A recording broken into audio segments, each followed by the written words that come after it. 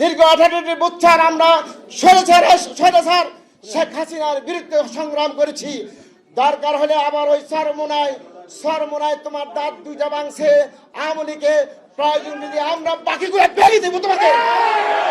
তুমি আমাদের নেতার বিরুদ্ধে এই ধরনের অস্থির বক্তব্য দিবা, বাংলার জমিনে তুমি কোথাও কোনো জায়গার মধ্যে মাহফিল করতে পারবে না, তোমাকে মাহফিল করতে দেবো না ইনশাল্লাহ। ভিক্ষা করে খাও, ভিক্ষা করে চালাও।